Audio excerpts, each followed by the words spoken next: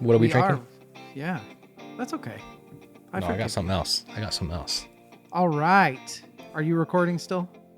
I am. Oh, yeah. Did you want me to start a new file? It doesn't matter. Okay, because it is just going. We're good. We're totally good. What is it at? All right. Coming up on Verse, Chorus, Verse. Last week, we talked the new digital brats. This week, we talk the old stubborn. They're still brats. That's next.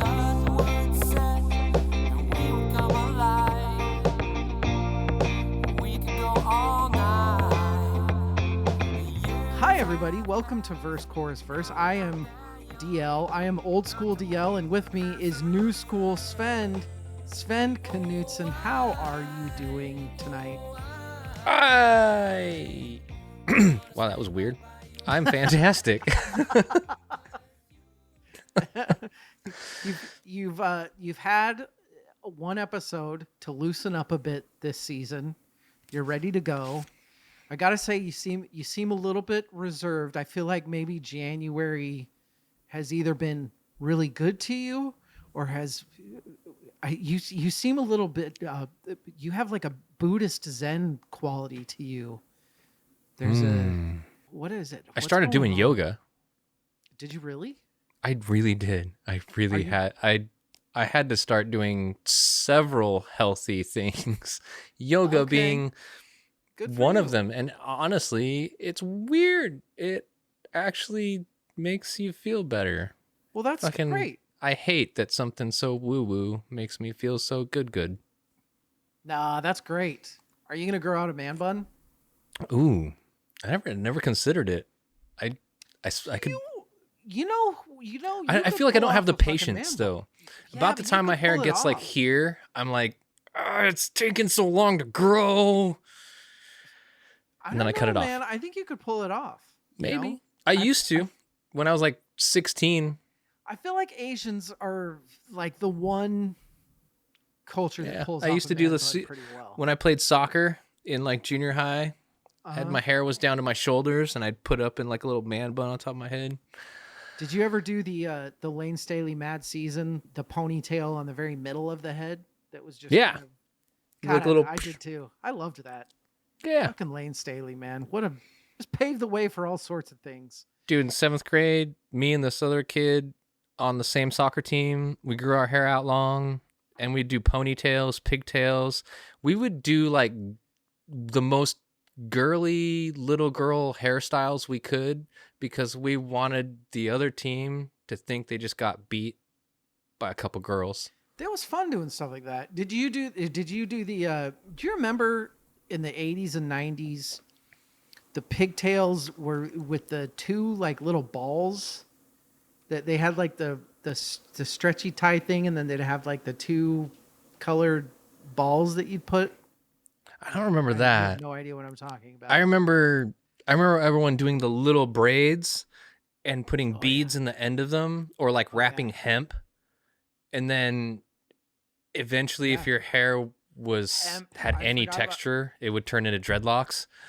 But if you were Asian or had Asian hair like me, you could never grow I had one out of the whole. I had one clump of hair that could rat up enough.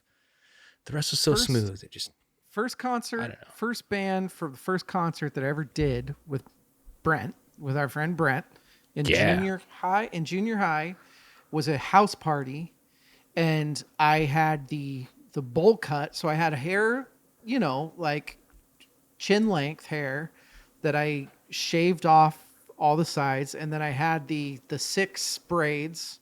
Yeah. And I was like full on. I don't even know who the fuck. I don't know what band that Korn, I guess. Like, yeah, I was gonna say. Yeah, just playing fucking When I Come Around, like Green Day and Everclear covers. Green Day covers. Well, it was like when you met me. Did I still have the single dreadlock in front that was like half black, half yellow, orangish colored? Yeah. You had short hair, and then you had one dread at the front that went all the way down. I was so proud of that one dread. It was cool. It was unique. It was different. Very different. Ladies and gentlemen, did you listen last week? I hope you did. If you did, you heard that Svend and I are talking indie artists this year. What even is indie? What even is indie? What even is? What even is indie? Indie, to me, the bands that we are covering, the groups, the artists that we are covering this year are artists that we believe should be bigger than they are, and B, so far at least, have had to do seemingly everything themselves. That's kind of Fair. when I think independent artist, I think a person that deserves to be bigger than they are, and the pessimist in me would say that probably won't get much bigger than they are.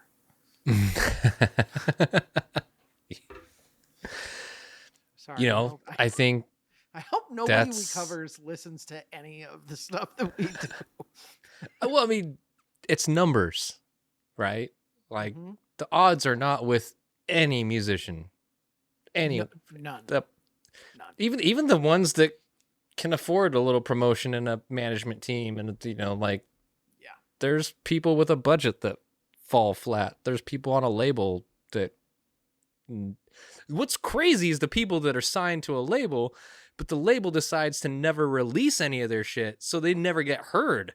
They're like not indie, and they have less listeners than the guy on SoundCloud with his Focusrite. Well, what was really big for me? What was really big for me?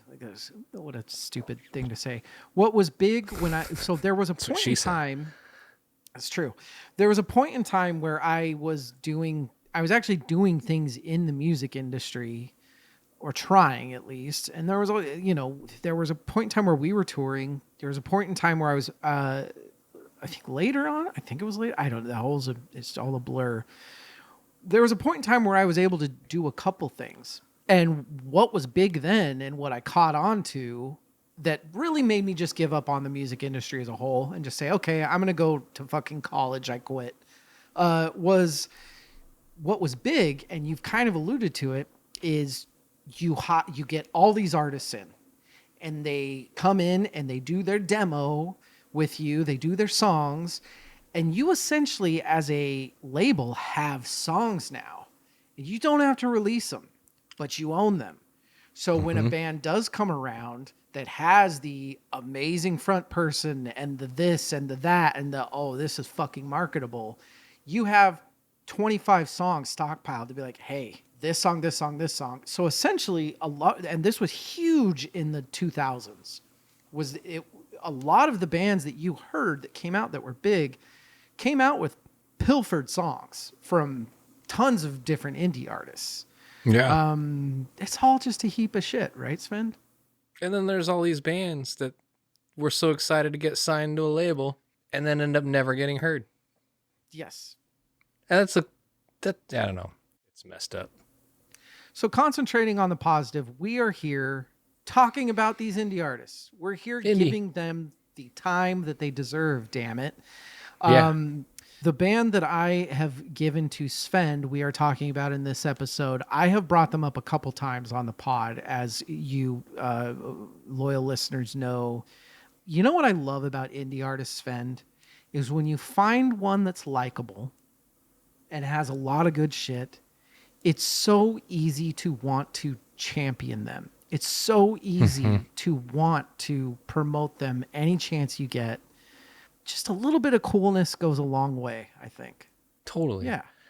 I want to rewind a little bit because the artist that I gave you was... We talked about Cassette last week, Cassette. Which was great, by the way. It was a great conversation. She's amazing. She was...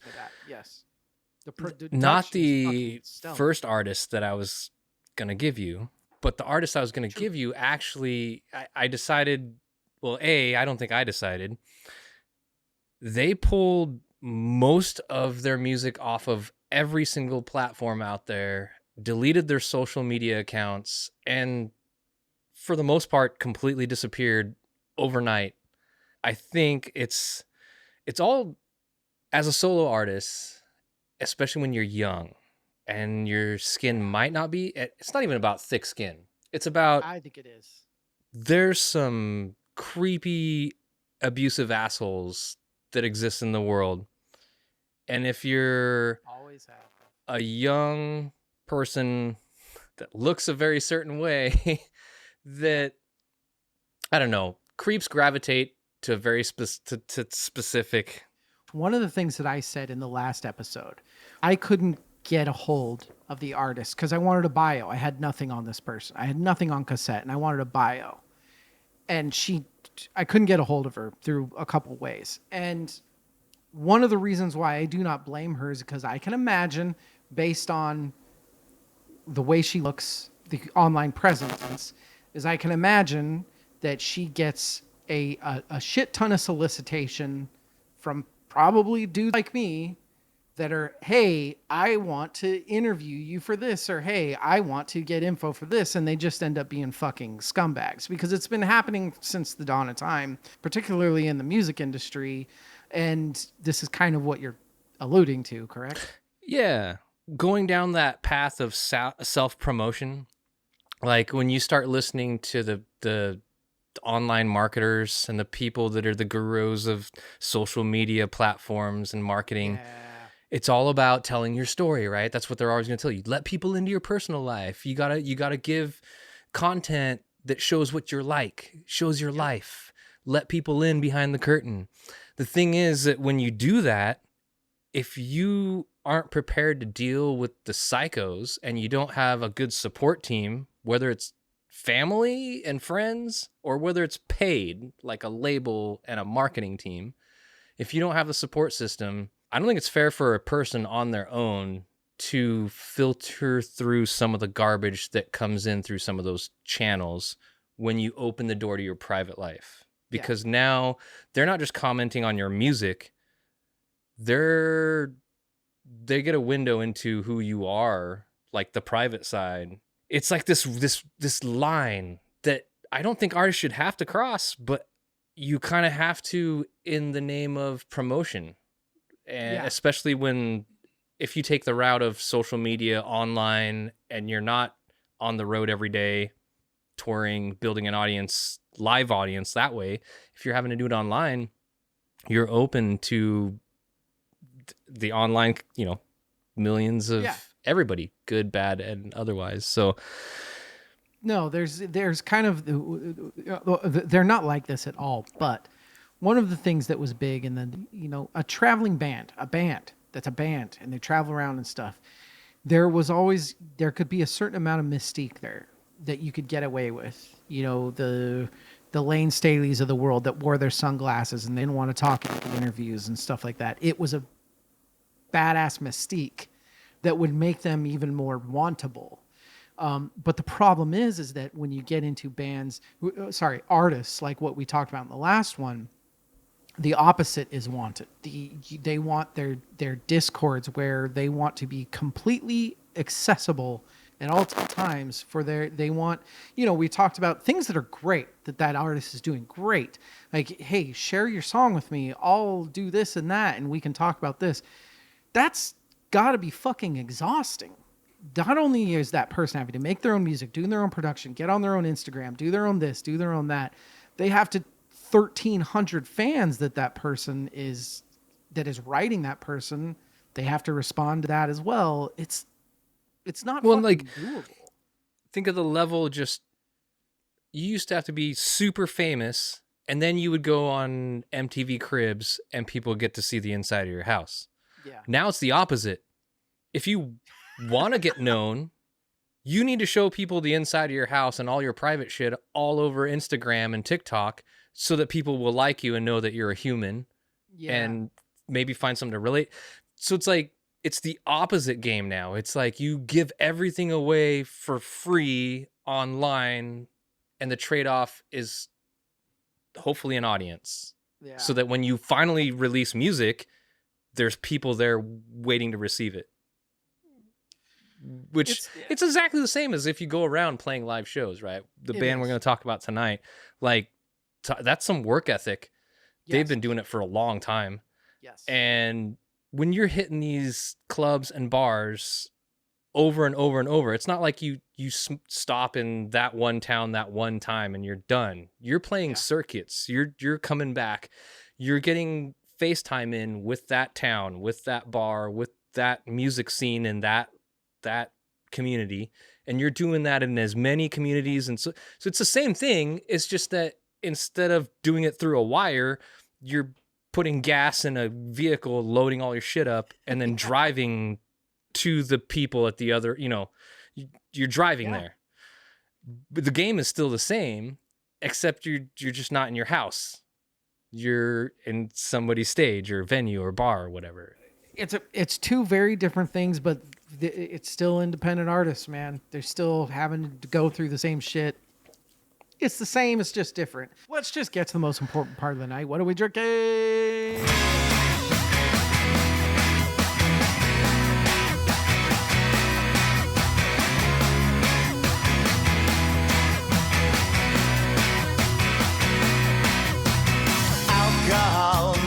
I will go first because I'm samesies. I'm drinking more Guinness. It's just a great beer, you guys. And yes, look, here's the thing. I've had a bunch of Guinnesses in Ireland many times now because I'm spoiled and I'm an elitist. And this is not as good. I love Guinness. I think Guinness is a great beer, and I will randomly crave them and love drinking them. Tonight, I'm having a blast with Guinness. It's perfect. It's a great beer. Svend, where do you stand? Do you on pour Guinness? it correctly though? Do you do the whole let it foam and then like all the way and then slowly? I mean, you got to like overflow, scrape the top with a knife, let it kind of. Well, I don't have a Guinness glass, so I don't. You just have a pint glass. Yeah, but it is a British pint glass, so that's good. So I basically just do the tilt and then upright British. at the end. What does it say? Carling on it? No, it's just, the pub style. The little right bloop. Yeah. Where do you stand on Guinness? Are you a Guinness guy? I like Guinness. It's the healthiest light beer. Oh yeah, we maybe talked about that. It is, and that's what's funny is you called it a light beer. Low ABV. Yeah. I feel like it's got a good flavor, like the toasty maltiness. I love it. But it's not so strong that if you're not a regular beer drinker, you're gonna get grossed out. It's like It's good. It's balanced. Yeah, I'm glad. I like Guinness. I've never had one in Dublin. I would love to sit in an actual Irish pub and be poured. You need to do that before you die. Real Guinness. What are you drinking? So, Mr. Beer. Awesome Christmas present number 2. I got a Soda Stream. Dude, I love my Soda Stream. I don't know why it took me this long to get a Soda Stream, but being able to carbonate whatever I want. So have you tried to carbonate the wrong shit and it's blown up on you? Because I've done that a couple times. I had half a bottle of this stuff explode all over the kitchen when my kid tried to make Sprite, like homemade Sprite. But I think we should have just gotten like the pre-mixed syrup that you just add. Yeah, we found some fancy, like, here's how you make lemon lime. You mix the sugar and the lemon. Yeah. Oh, we poured it in too fast, or we didn't mix it right, or too much. I don't know what it was, but it was like Old Faithful in my kitchen. Just. That's so good. So are you just drinking soda water? Dude, soda water is the best kind of water. Because if you're going to hydrate, why not feel like you're drinking a beer? Yeah, that's what I'm drinking right now to wash down the beer I already talked about earlier. Well, you didn't on this episode. I didn't on this episode, but then people would have no reason to go back and listen to the first one because they're here for the beer, right? And find out which beer from Leavenworth Svend is drinking. We got a couple beers. We're having fun. It's season 5. That's fucking crazy. We're doing it, goddammit. Episode 234. I think I said 33 earlier. My bad, everybody. We have a genuine indie band to talk about. Let's do that after the break. We'll be right back.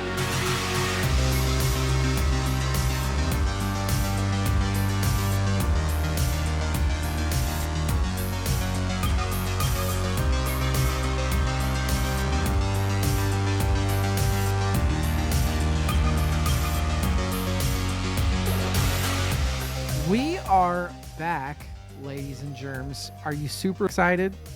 I am super excited. Let's go to the indie scale. From an indie, we got to talk about the indie scale. 1 out of 10. How indie is this band, Sven? Did I rate Cassette? Because I feel like... Oh, you didn't. I called it an 8 out of 10. Well, I'm giving these guys the same rating I gave... Okay, no. I think 8 out of 10 is fair. Is that what you're giving them? Or that's what you gave Cassette? No. That's what I gave Cassette. That's what you gave Cassette. Sunblood Stories, here's what I'm doing. I shouldn't have said their name yet, but I did. I feel like they're two bands. I'm giving them a completely middle 5 out of 10 indie band. I think they've been look, this band has been around too long to not be somewhat successful. Yeah, I say like, right? I give them like a 9 pre-2019 and like a 6 post-2019. I love it. That's perfect. We're talking about the band Sunblood Stories. I don't even know if you can get higher than 6 out of 10 if you are from Boise, Idaho, which they are from, unless you're Bill. Well, you can if you do what everybody in Boise does and grow up and move to Portland. Very true. Which they did. Yeah, they just follow me around wherever I go. They are originally from Boise, Idaho, where Svend and I grew up, and they are now in Portland, Oregon, where I am close to residing. They have been around. Their first album came out in 2007. They have been around for 16 years, something like that. Very fucking long time. I feel like we put out albums like they're like, I mean, live at a lemonade stand. Yeah. We recorded in a basement and then had it mixed at some weird guy's house up on a hill. Unlike this, that's crazy to think that like the same time before 2007. Yeah, we did our first one in 2000, right? Yeah, because it was my senior year. We were indie before it was indie. Yeah, we're way ahead of our time. Yeah. So Sunblood Stories, they've been around a long time. They have some live stuff. They have some studio albums. They have a full discography basically from 2007 to last year, 2024, where they came out with their most recent album. Website calls them High Desert Psych Fuzz, and I have some stuff to say about that. What they say is they are fueled by paranoia, hope, wonder, and rage. Do what we do like it's the last time we'll do it, because one day it will be. A mass distilled into occasionally delicate but always haunting songs. To me, haunting has always been a great word for this band. And I'm yet to see them live, which is a goddamn travesty. I've talked about it before in the pod. I was supposed to see them like 3 different times. They were at Tree Fort, but they didn't play until fucking Sunday at midnight. And everybody had left. I had to go. I had like a last minute work. Like we didn't get to go see them. We didn't get to cover them. So we haven't seen them. And we should. I feel like we should have at some point. I have a confession.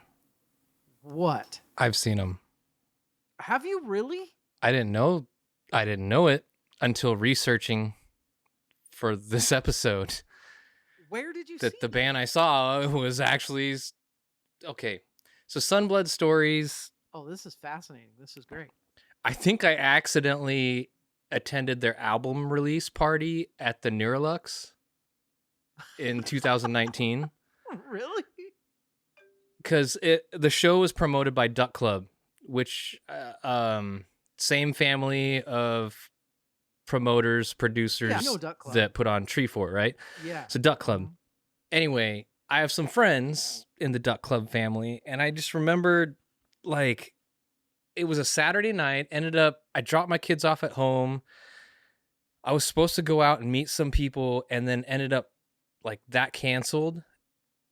Someone I knew was like, well, you should just go to the Neurolux because there's this band playing, blah, blah, blah. They told me all about it. I didn't pay attention, but I was like, yeah, sure, cool. I like live music. I'm going to go. Anyway, I didn't remember Sunblood Stories, but I remembered Like a Villain from that night. It's like solo artist does like really weird, like almost like soundtrack kind of music.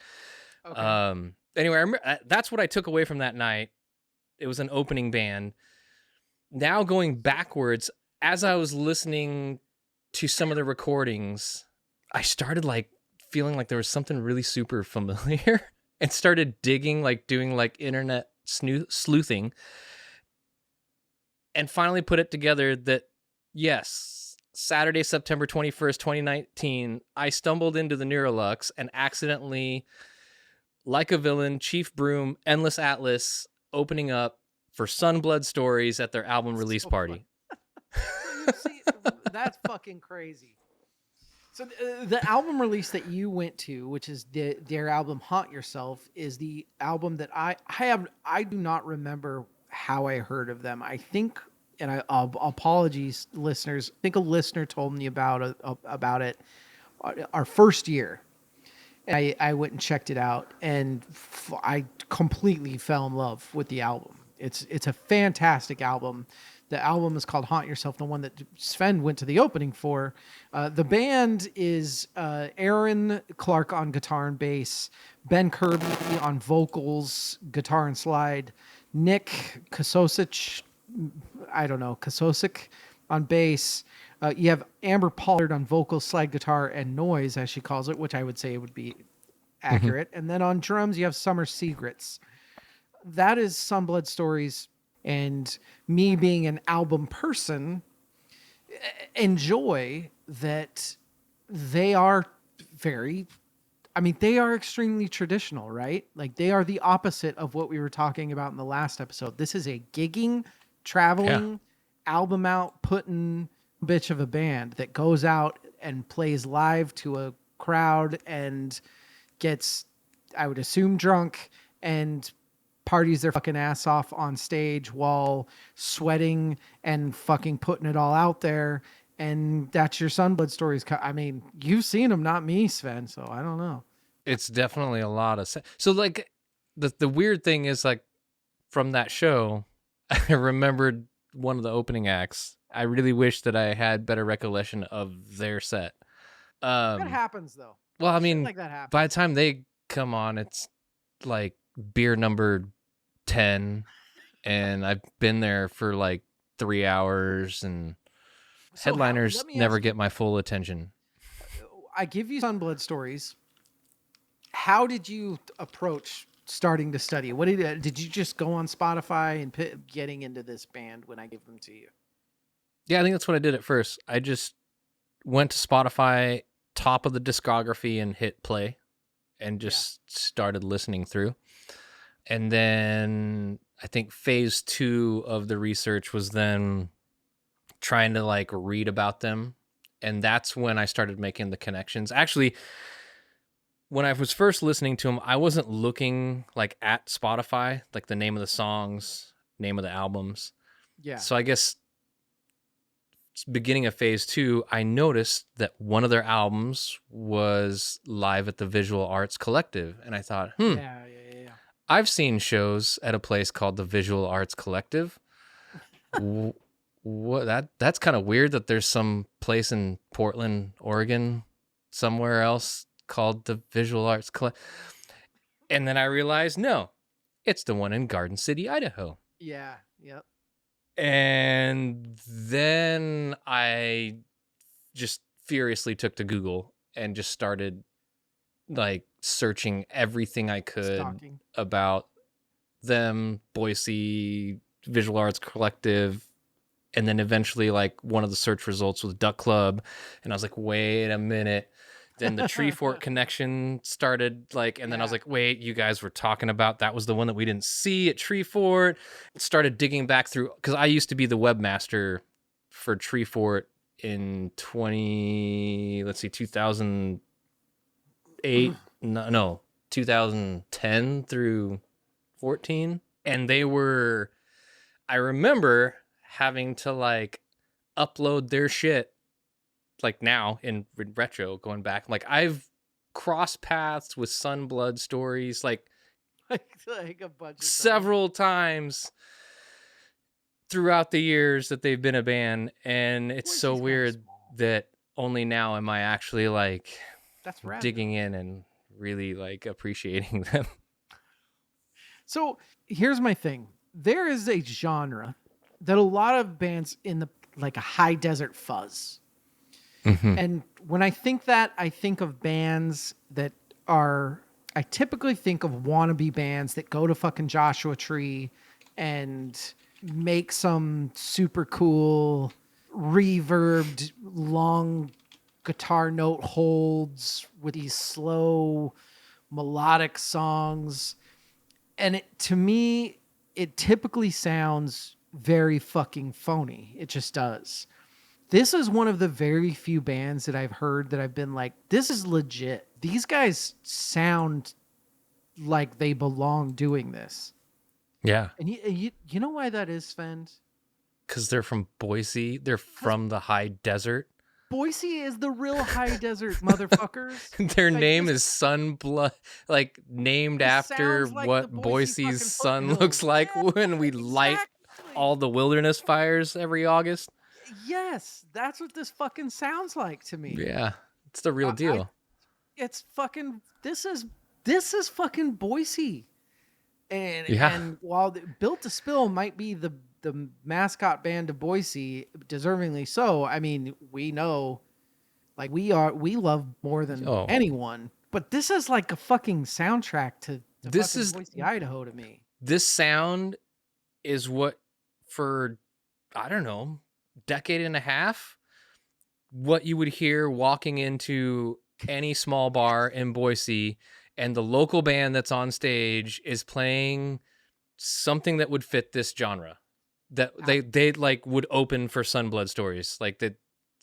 Yes. So many when we were in bands trying to do like we were different. We were the not this. We were like, funk, rock, jammy, like you could actually dance to our music, and we were grungy, but we were like we would be radio friendly, I think, at the time. Let's start a band. Nah, and every band that I remember, like people coming in to play shows with us, and completely different crowd. Like yes, the band, the people that would listen to them, and then we'd get on, and they'd all be like, "What the fuck is this? This is not a guys." Yeah, what? You guys are pop," and we're like, "We're not really." This band might have hated us. But no, they have certain songs that are, let's see, their song. There are songs like "No One Can Hear You Dream." I gotta steer clear of "Haunting" because that's the only word that always pops in my head. But they are so good at building melody, and they are so good at. You know what I fucking love, Svend? When a band has a male and a female singer that both fucking wail. I love that so much. Yeah, 100%. God damn, because this is like it's like if Dark Side of the Moon and Surrealistic Pillow had a music baby. Oh my god, I love that so much. And like Jim Morrison brought the psychedelic drugs. I love that. He has this very low post-punk editor's inner Polish sort of, not inner Pol. He's more of like a national editor's sort of vibe. Not that the music does. The music is not like that, but his voice. Mm-hmm. And then she has this. It's like soul, but it's. You know the vocal. So the reason I say Dark Side of the Moon, you know the vocal. Like that soaring, soulful female vocal solo in Time. Is it in Time? Is it? No, it's not Time. Great Gig in the Sky. Great Gig in the Sky. There you go. That's kind of what her voice reminds me. And even the way the reverb and the echo, like the way they produce and treat her voice at times, has that very. I just like said all these like decades old like classic bands, right? Yeah, but that's good. But I feel like they're staying so. That's the psychedelic part of this high desert fuzz. I Yeah. think they really capture a lot of that, like the old school psych, but with like this kind of like, I don't know, it's almost like minus the berry kind of Modest Mousy kind of Oh, a little modern minus the like bear delivery. pop in there. No, yeah, Yeah. they have this very early 2000s live avant-garde Mm-hmm. artistic sort of feel. But what I love is, look, I've never met these fuckers and they seem like they're badass, but I feel like they are wearing their heart on their sleeve in every song. It's very vulnerable music, dark, but I don't you think that you would just walk into the bar, you would have a blast listening to this, and then you'd have like 12 beers with them, just fucking hanging?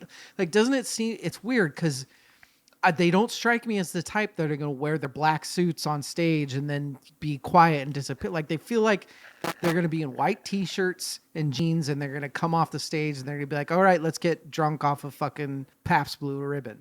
100%. I think that they're the type of people on and off stage that just that consistently that's them.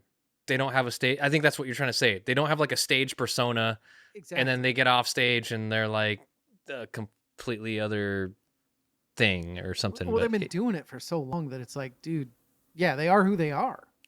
that, and like, I don't know, those type of gigs too, you are the audience for the next band. So you're Yeah. used to just like, you play your thing, then you go grab some beers and sit down and watch the next group of dudes, right? Yeah. Like, And then there's always those three people in the bar that are like, dude, guys are so fucking amazing. And that's why you do it. That's why you yeah. do it. Because you got those, some cities it'll be three people. I'm not trying to fucking to say that these guys have no fans. Like, No, they no, I see what you're there saying. will be hundreds of people at their concerts, but I guarantee you these guys have played for rooms that have fucking 12 people in them. Yeah, But and I think that's the a thing band about choosing. band like this doesn't give a shit. A band like this Yeah, it's those two fans that they're playing for. yeah, and to get the reps in, because like bands like this develop by playing together. Yeah. And whether you do that in your rehearsal space or whether you're doing that in a bar that's packed or you're doing that in a bar with like the three regulars that are always, holding up the bar stools, like Yeah. they're getting in the reps, which is growth, which is what leads to, like, you can hear the To musical greatness. progression. I Oh mean, some yeah, of that's yeah, yeah. changing band members, swapping out, instruments and stuff. Yeah. But like, you can hear the evolution of their sound. Like, You sometimes the totally high can. desert is more high, sometimes it's more fuzz, and sometimes it's more psychedelic. Let's take a break. We'll be back and we're gonna talk some specifics about some songs and things like that. We'll be right back.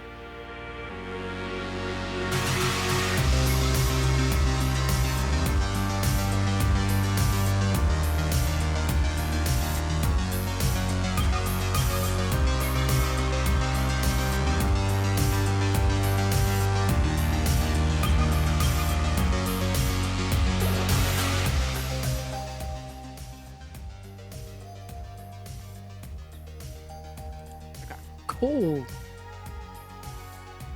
We are back. Let's do some awards and categories on this beautiful band from Boise, Idaho, now in Portland. God, I really do. I love me Sorry. some Boise and I love me some Portland.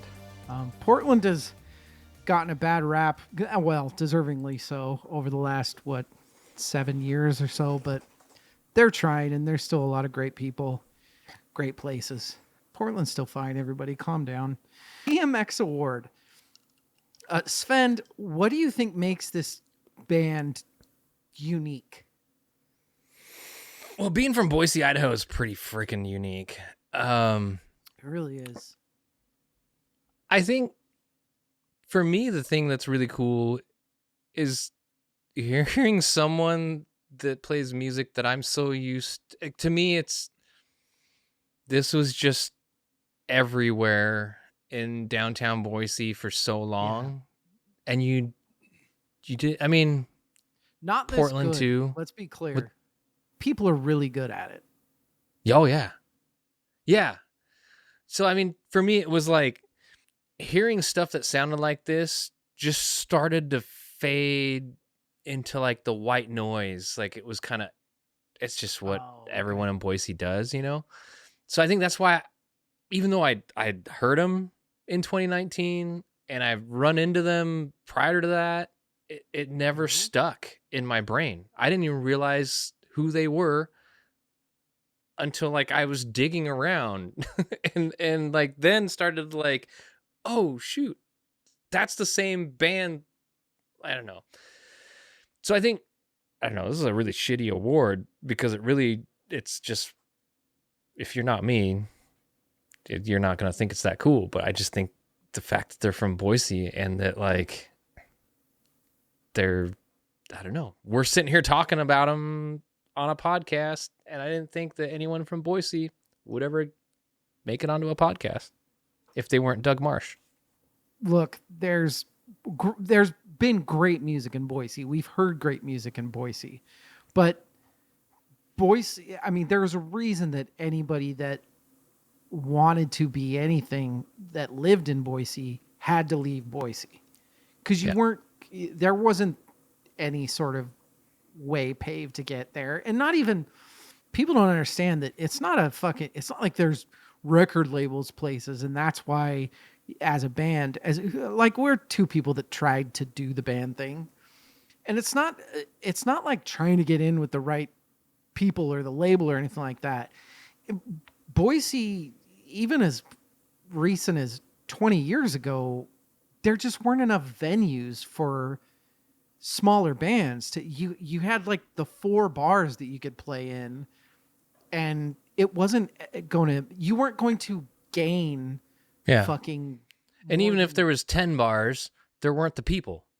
It'd be the same 20 people now spread out amongst 10 bars instead of 4. So you'd have 2 people in the, I mean, I think that's the thing with this tried and true method of like gigging it into your career. Like you have to be in a market big enough that there's actually an audience for live music. Yes. Like consistently, not just for a festival or like a special event or a highly advertised thing, but like you need a market where it's common for people to go out on a Friday and Saturday night and just go into a bar, not to see a specific band, but just because there's going to be live music and they're going to go and listen. Live music. Exactly. Yeah. That just didn't happen in Boise it's barely there now. So yeah, everyone has to go to like Portland or Seattle or New York or LA or where. You got to find a market. I already talked about mine, like what makes this band unique. I think that this is true high desert psych fuzz. I do. I think I've had artists on. I've covered artists on this podcast that have claimed to be such, and they are not. Sunblood Stories is, in fact, if somebody were to come to me and say, "Hey, I know you love music. What the fuck is desert fuzz? What is that? Is that a real thing?" I would say, you know what? Go listen to Sunblood Stories. That's fucking desert fuzz.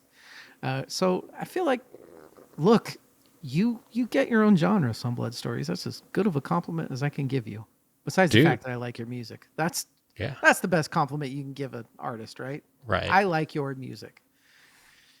The Mark Lanigan True Rockstar Award. What makes them a fucking rock star? I mean, to me, if you listen to them, you understand it. They don't sound like anyone else. You can kind of feel for different influences or sounds. You know, like I talked about the Editors or Joy Division or certain stuff like that. Maybe some 70s rock in there somewhere. To me, what makes this band, what makes them rock stars, is that they are their own thing, and they've been gigging. They've been a band gigging for whatever we said, 15 years or something like that. That's more rock stars than a rock star. Like, Yeah. How many fucking days in a van have these motherfuckers had? You know what I mean? Yeah. You don't get That more was rock gonna be star my than answer. Is like they're rock stars because they throw all their shit in a van and drive around the country playing shows. Do you know how much passion? Do you know how much you have to love music to do that for that long? Oh Like, for yeah. fuck's sake, dude. Like, what do we do it for 2 years? And no, wait, I don't love music that much. Like, I like to think that I do, but for fuck's sake. Some of them didn't feel that way. They had some lineup change-ups.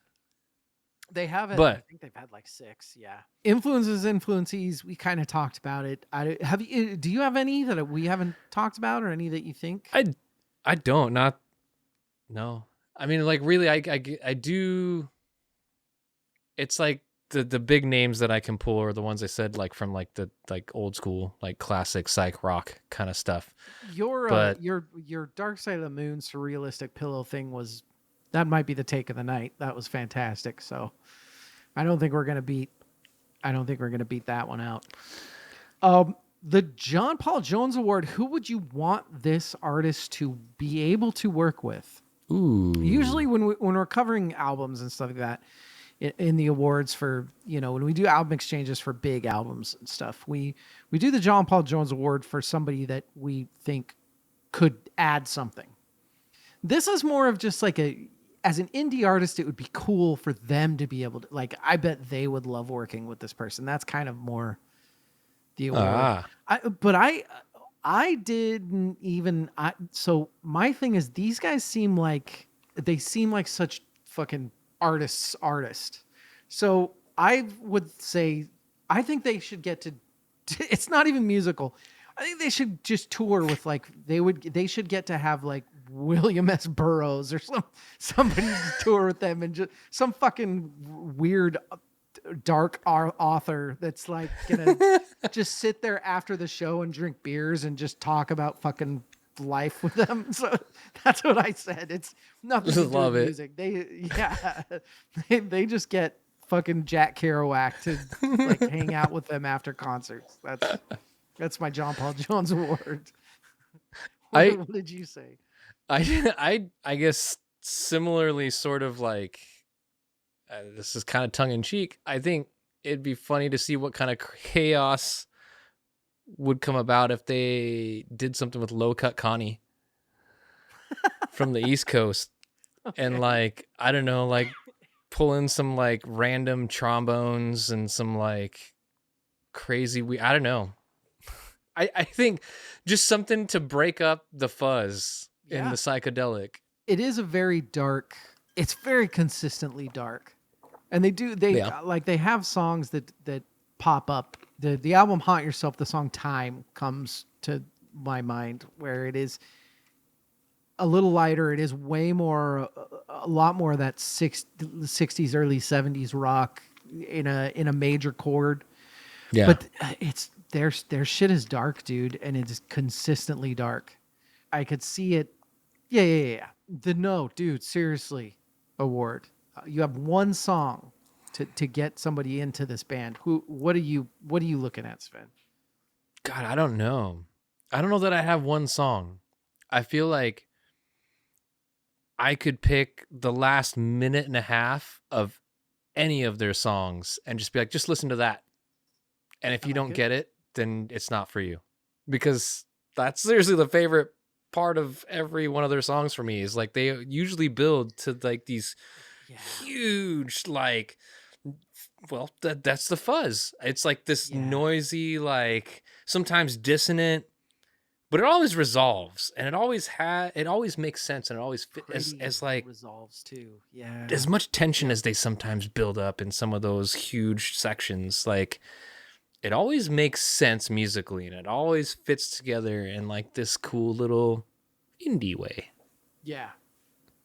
I said the song "Up Comes the Tunnel" because that is the song that got me. That when I first heard Some Blood Stories, whoever it was, I'm sorry again. I'm gonna get an email after this episode and be like, "Hey, fucker," but whoever it was sent me a couple songs, and Up Comes the Tunnel was one of them. And I mean, good God, that song took me aback. I think I was on a jog, and it was like, holy fuck, this song is real. And that is a very, if you really want to understand all the aspects that you're going to get from Sunblood Stories, it's that song. The John Popper Award. Were there any hooks that got you with them? No, I don't think I have one for this. That's all right. So on their most recent album, Shadow Loud, they have a song called Blood Memory that has this very, her vocals has this droning melodic line that goes through the whole song. That will get stuck in my head for like 3 days if I listen to that song. So that is my best hook. That's the point of a hook, right? Nice. Yeah, it gets stuck in your head. Has to bring you back. Brings you back. The John Prine Best Lyric Award, they're very dark. I love, they have like Now and Then We Need to Be Amazed. That sticks in my head a lot. I love that. I really love that. I love In the End We'll All Fall, because in the end we'll all fall, we're so small. That sort of shit's rad. Here's the thing. There are songs like Approaching Shadow that I don't know what the hell she's saying, but I like that. I like that it's the Motomami effect. When you have such an amazing voice like she has, I don't really want to know what you're saying, because I get to imagine in my head, and whatever I'm picturing, it's that Shawshank Take your own Redemption meeting. thing. It's when he plays the opera for all and he says like, I have no idea what that Italian lady was saying, but I'm sure it was the most beautiful thing that I've ever heard. That's kind of your head just builds it as perfect. Did any lyrics stick out to you at all? I'm not sure that I paid any attention. You know me. Like, that's the last thing I listened. I got so into the guitars and the noise. Like, for me, the thing with Sunblood Stories is the guitars. Like, I focus so hard on those. It was hard to like grasp anything else. They're really amazing. Yeah. I think even the way they use noise, the use of noise as an instrument, like, I guess, I don't know, they're making the noise with instruments. I don't know that, like, how to say this. But I get what using you're saying. Noise as notes or as like part of, it's more than just like the feedback that like 90s grunge when you crank everything up too high and it feeds back. And it's not like that kind of noise. It's like purposeful, intent, like the way that I think. Did you have any favorite songs that stuck out? Did you have songs that you heard that were for sure? Like, I like the newer stuff more than like the older stuff. Their album that came out last year, Shadow Loud, is a fucking incredible album. It's really good. So like, let's see, my 3 songs. All You've Got Is Time. That's a great song. Super soulful groove. Mm-hmm. Like, that's why I like it. Echoes All Lost. Mm-hmm. Similarly, I think it was just one that like, that one is, I think those 2 songs are like a little less jammy and like psychedelic and maybe a little more like a structured song that kind of, I think that's why I like those. And then Tear You Apart. That was the one that for me that came out and I was like, that's definitely different than a lot of their discography. And it reminded me a little bit of like Alabama Shakes or something in that kind of direction. Good comp. Yeah, a little Brittany Howard-ish sort of. Yeah, something like, I like that. It is. It's very like new age soul. Like it's verging on R&B kind of. Right. Yeah. I already talked about Up Comes the Tunnel. That was my big one. On the new album, if you really want to get into it, I think one of the songs to start with is Brand New Ghost Town. That's fucking amazing. And I already said their Shadow Loud, their new album. Check that out. But the one thing that I want to, the one thing I want to say to end it on the favorite songs thing is at least go to Spotify or whatever. But they have a live album that they came out with in 2020 that Svend already alluded to at the Visual Arts Collective. The VAC. That it's so fucking good. That live performance, it's 13 songs of just fucking amazing. It's so And that venue is crazy. I don't know if you've ever, like, I in have. your time, Yeah. you've been to the VAC. Yeah. Like, fantastic. they recently remodeled, so it's different now. Oh, But the like the energy in that building is awesome. Like, it is the weirdest place in the most industrial part of like our town. To like, it's not a place you'd expect for there to be an art gallery, let alone like a cool all ages venue. Well, you know what we haven't talked about that I don't know how the fuck I didn't ask you about this yet, but for a traditional band this day and age, because I was taken aback at how, especially for the 2024 album Shadow Loud, how well produced it is. Like for an indie band, the production from the vocals to the drums to the like, it does not sound low budget at all. This sounds like major studio fucking. But like, major studio stuff is overhyped now. Like, they use the exact same stuff all the bedroom people are using. Like I think it was Kendrick Lamar's, like, not the latest one, the one before that. His whole album was mastered in a hotel room on a laptop. Like the mastering engineer posted like it on Instagram, like as a comment to people like complaining they don't have resources and don't have studio time and don't have, budget, blah blah, like us indie artists do. We whine about not having things, and then this guy was like posted a picture of his laptop and was like, "Yep, whole album mixed on this final mix." I would agree with that if he had any fucking actual live drums on that album. That's the thing, is the drums. The way that the drums are recorded, fucking fantastic to me. Yeah. I don't know. I feel like that's not an easy thing to do nowadays. It's definitely takes skill. It's definitely, you're right. It's not easy, but I think it was harder in like the 90s. Yeah. Well, nobody knew how to do it. Like, nobody knew how to do it. And now, like, a 15-year-old with a few tries could probably get a pretty like decent drum take. Well, I feel like. You just YouTube what mics to use and what settings, and there you go. Yeah. So like the knowledge is out there. I'm consistently taken aback. That's my favorite thing as far as independent artists, is when I find really, maybe it's just because I do hear so many, maybe not perfectly produced. I don't. That's what takes me back more. It's like with what's available today, you couldn't do something better, like a better recording than that. Exactly. Like, yes. My 14-year-old neighbor plays drums in his basement and records himself, like, and it sounds decent. Like, it might not be a pro mix, but it's better than some like Spotify releases I've heard. Oh, blood to the sun, to the stories. I mixed it up. It doesn't matter. They're fine with it. They'll be okay. They're fuzzy. Check them out. Go look. A lot of you people, you want to back up these bands, right? I don't know. The first one we did was cassette.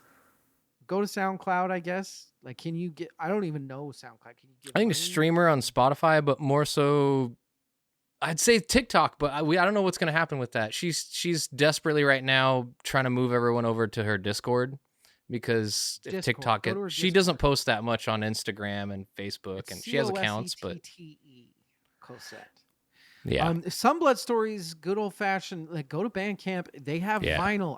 If you're watching this, which nobody does, you're hearing it, but if you were to be watching it, I have 2 of their vinyls behind me. They have vinyl. It's available. It's great. It is such good turn on the record music. It really is.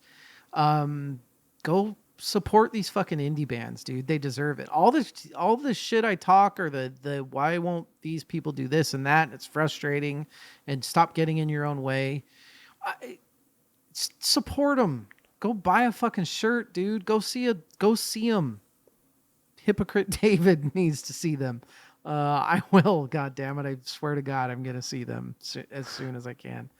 Svend, we did it. Our first episode. Are you excited for the next one? Who am I gonna give you? I think I have it narrowed down to 2 already. I don't. It depends on What does it depend on? Well, there was another. If I would have gone the traditional route this time instead of doing what I did, the band I would have given you also originates from Boise, and I was gonna hold that for. But I don't know that we could do 2 Boise or origin stories in 1 year. Fuck we want. It's our podcast. Weird. Yeah, I guess that's true. VerseCourseVerse.com at VerseCourseVersePod. Svend, thank you for hanging out, drinking with Always. me. This was very fun. Thanks for having me. Indie artists, hey, stick with it.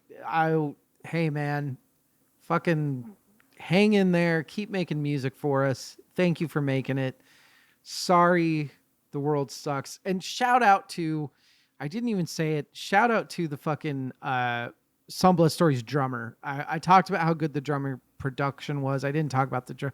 I love the unique drumming. It's kind of like the Stuart Copelandy take on drumming, just this different. I don't have to. Summer Secrets. Yeah. Thank you. I Summer. do. I like I'll hit the hi-hat when I want to. God damn it. I love that. Sorry, a little late. It's a little late tangent for you all. I've had a couple Guinnesses. Svend, I'll see you. Fuck, man. I'll see you in May-ish for the next episode. Is that when we're doing it? I don't know when you're in charge. I just show up when you send me the link to click. Hooray! We love y'all. Go support your fucking indie artists. Go follow them and like them and subscribe them and buy them. They need you. Yeah, a couple bucks, man. We love you. Good night and good luck. Good night.